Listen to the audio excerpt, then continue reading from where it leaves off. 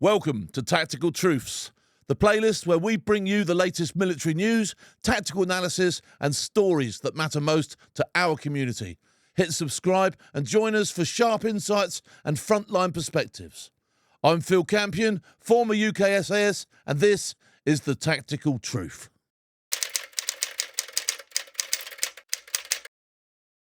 Welcome to this week's Tactical Truths, and we are going to be talking about an or should we call him former Royal Signaller? Guess which one? Yeah, that's right, Daniel Khalif. Wannabe spy. We could call him a whole heap of other things as well, but I'm not going to on here. Although I am going to debrief it properly because it's quite a story. And some things he's actually done quite well, and other things, well, he's honking. He really is honking. So let's have a butcher's hat. And there he is, look. There he is, Daniel Khalif. That's him on the towpath after he got caught. Let's go back. Let's just grab the story as it unfolded.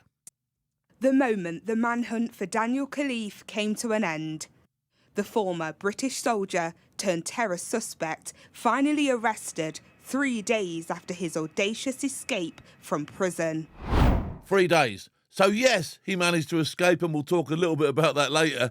But 3 days. He didn't do too well on the trot, did he? Do you know what I mean? He didn't long it out.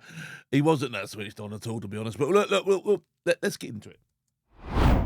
We later learned Khalif had strapped himself under this food delivery truck, hiding in plain sight, using a makeshift sling from a pair of trousers. His escape, for a short time, was successful. So, he manages to get out of prison. He gets himself tied to the bar. Beggars belief how this lorry gets out, by the way. Do you know what I mean? Have you not got those little mirror jacks anymore that go underneath? They must have. I think he's taken proper advantage of the fact that these things come and go the whole time, and people do get lazy, don't they? There's no way the provision wasn't in place for him to be caught if the people responsible were actually switching on. So that's a bad on the prison service. That's a bad on the prison service, all right? That's not good drills for the prison service at all. Because, to be honest, he should never have got that far. The fact that he did is testament to, if you have a go, you might just get away with it. Do you know what I mean? So, yeah, he's out. He's on the run. He's free. He's in the streets. But from the minute he left, and I'm going to be fair here as well, from the minute he left, the authorities were on him like a hobo on a hamburger. They got him at every corner, and it was only inevitable that he was going to get caught.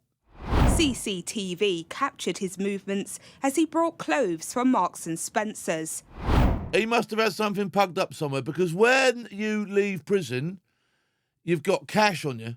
You might have a card back, but he wouldn't have had access to that. So you don't go and get your kit and then escape, do you? Because that would have signalled it, wouldn't it? So he must have had stuff on the out that he could go and get, because you don't just have money when you get out of prison. So he's either stolen something, or if he's got cards there, he's put something somewhere, hidden it with one intention in mind. So that, to me, is fairly switched on. That says to me, when you went into prison, when you knew you were going down the tube to prison, you also had the presence of mind to put something somewhere that you could later get should you manage to escape.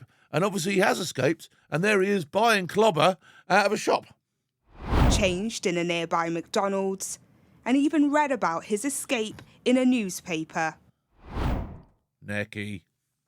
But his arrest was inevitable. And when confronted on this canal towpath, Khalif made no attempt to resist.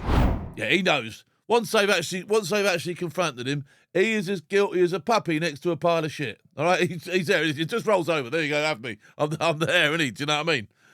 This is where it gets interesting, because he says some pretty shocking things now, and he starts letting go a little bit of his mindset. Instead, he later said this: "I was finally demonstrating what a foolish idea it was to have somewhat of my skill set in prison. What use was that to anyone?" I'll tell you what use that is to everyone, is the fact that you're out of the way, because you're a cretin, my friend. All right, your skill sets from joining the army at 16, reaching 17, and being a complete mug, all right, that's your skill sets, being a mug. You are a mug, all right? I'm going to highlight some of the stuff that you did actually do well, like I have done already, to be fair to you. But your skill sets, Your skill sets after 5 minutes in the army? Come on. Come on. Skill sets. That's bloating. Bloating, if not walting, isn't it? It wasn't the first time he had attempted to use his so-called skill sets. Skill sets. He was being held on remand, accused of spying for Iran. But Khalif says it was all a bluff. His intention was to prove himself a useful double agent. A useful double agent? Really? Right. I think a copper sums him up in a minute. We'll have a look at what this copper's got to say, right? But you're a bit mixed up, aren't you? You have got to be a bit mixed up here. You're sort of like, you've created a bit of a fantasy in your own head, I think. I don't think Daniel Khalif should come and work for any UK agency, and I think Daniel Khalif committed some extremely serious offences. I like to think of him as a bit of a Walter Mitty character. A bit of a Walter Mitty character. He's trying to say that without laughing, isn't he? Who ultimately had a very substantial real-world impact. Right. That's what you're dealing with there. That is crowbag. That is proper. Look at the way he's got his berry on his head. What even are you? Shock. International wanted terrorist Khalif. You, my friend, have read too many comics. You really have. Anyway, look, I'm not here to slate him much. Khalif joined the army aged 16 and by 17 had made... And by 17 was a fully trained taker of life. Right, here we go, sorry. ...contact with Iranian agents. Right, so basically straight out of depot, he then thinks to himself, I know what, I'll become a double agent, and then starts contacting the Iranian authorities. Now, this is testament to how insane this whole thing is, because they've taken him as a credible candidate of somebody that they could possibly use. So they've gone, oh, we'll have a go at this man. He is good. For the first time, a jury has seen crucial CCTV of Daniel Khalif's movements. Right, let's have a butcher's at him inside prison. This is him on his way to the kitchens where he worked, I believe. He allegedly absconded from Wandsworth Prison, leading to a nationwide manhunt. On the 6th of September last year, he was seen pulling a catering trolley inside the prison. He worked in the kitchens, and when a delivery truck came to drop off food, he used bed sheets to strap himself under. Right, they did say trousers earlier on in the same report, actually, so Sky News, sort yourselves out. But anyway, whatever he used, he managed to get himself strapped onto the bottom of a wagon that was doing deliveries. Beneath the vehicle. Even though a prisoner was... This is shocking. So a prisoner has been reported missing, and lorries are still allowed to come and go, and not only are they still coming and going, they're not being searched properly. Now that is really poor. That is poor form on another level. That is really... I mean, prisons aren't massive institutions. The jungle drums start beating, and when they think someone's gone over the fence, everybody knows within a nanosecond. Do you know what I mean? So why was the bloke on the gate who searched that lorry even letting it go? Let alone not going, I'll tell you what I'll do, I'll have a double look at this one. Unbelievable. Missing, the van was allowed to leave the prison. Daniel Khalif was first spotted on CCTV 6 miles away in Richmond later this same day. There you go. So I reckon he had something pugged up in Richmond, I do. Although later on he was caught shoplifting, so he might have had to, he might have actually used the card, or he didn't have that much on the card. I don't know, but he had something pugged up. I'm telling you, he had something pugged up. And don't forget, this was a while later that they actually first saw him on CCTV. So they were always playing like catch up to get. Like, obviously, you see someone on CCTV. If you don't actually pounce there and then, that's only another start port. So each time you get them, you get another start point. He was caught on camera walking past the White Cross pub before going into Mountain Warehouse. Right, in Mountain Warehouse, he does something incredibly stupid, all right? Because he manages to nick a hat. But for the sake of getting caught for a baseball cap, because if you get caught, the police are on you straight away. He could have jeopardised his whole time out all right, for that one thing. That really stupid, nicking a baseball cap. He didn't need to do that. Do you know what I mean? He didn't need to nick the baseball cap. So you were wrong 'un. Inside the shop, he looks straight at the CCTV. Especially as you just looked at a camera.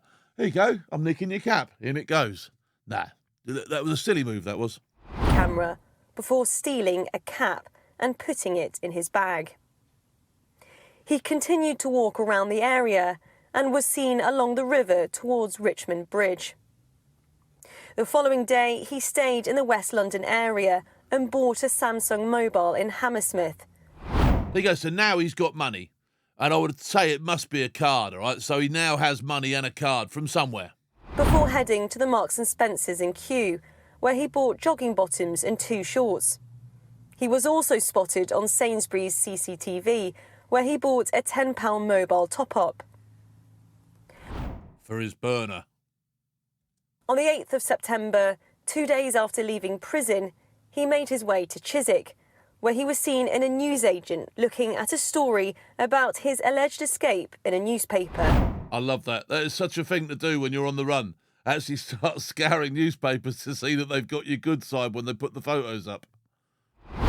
Which he then bought. On the morning of his arrest, on the 9th of September, Daniel Khalif bought a coffee from McDonald's and changed his clothes in the toilets.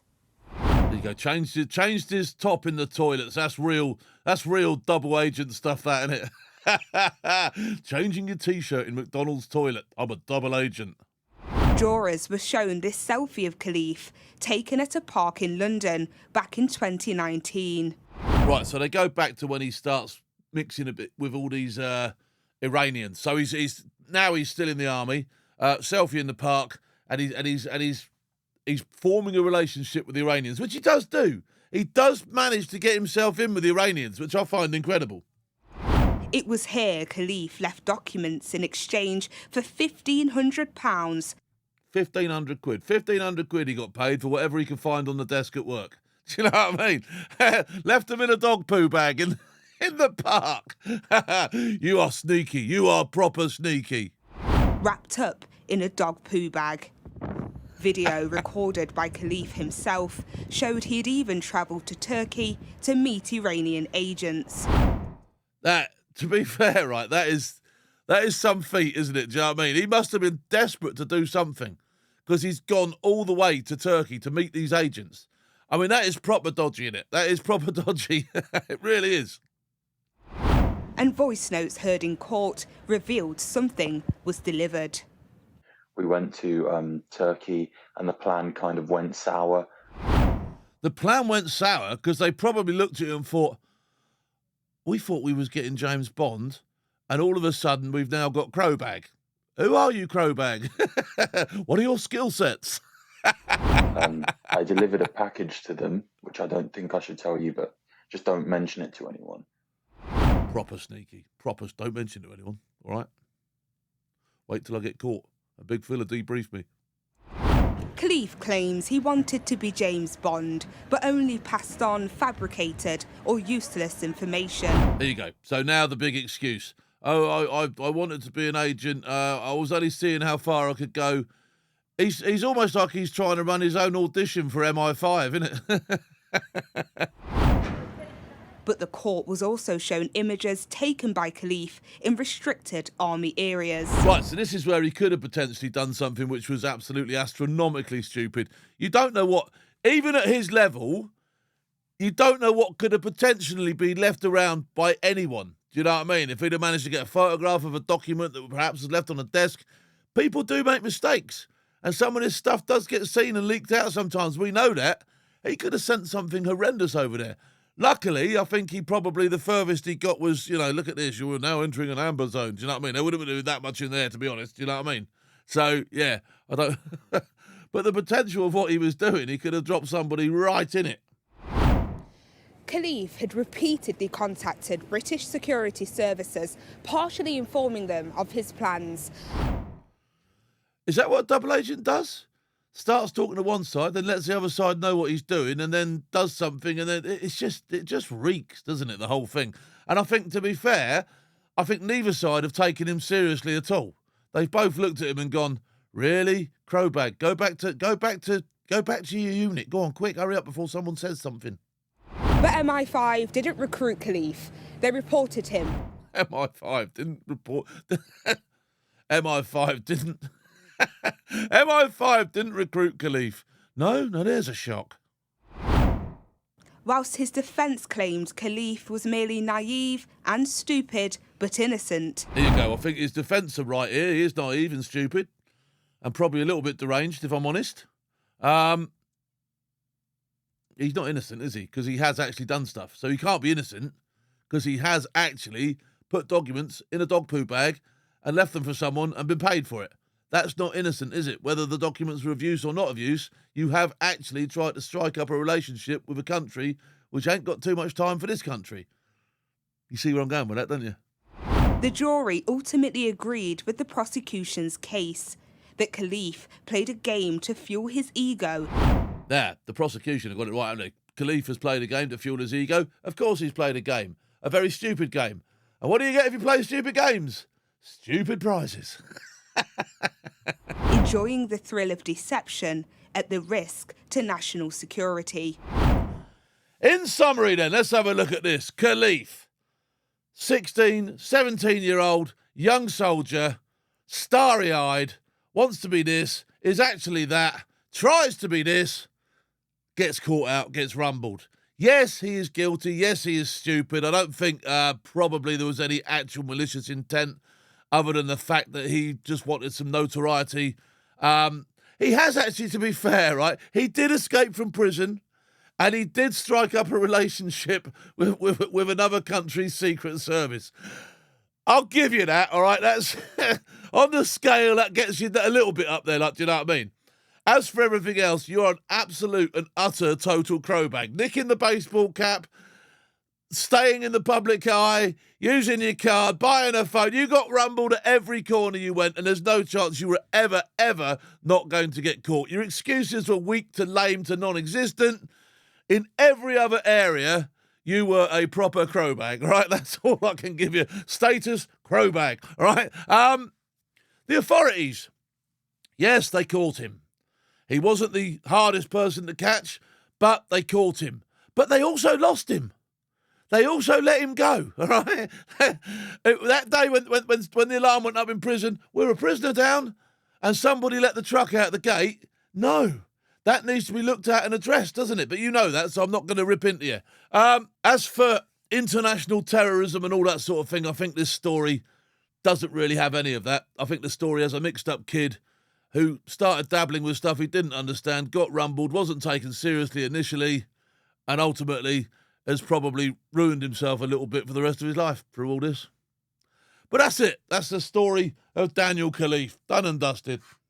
If you've got anything you think that I should be debriefing, anything you'd like to see on the Tactical Truth, anything you'd like to know, let us know at Force Radio HQ, and we'll do our best to do exactly what I've just done there.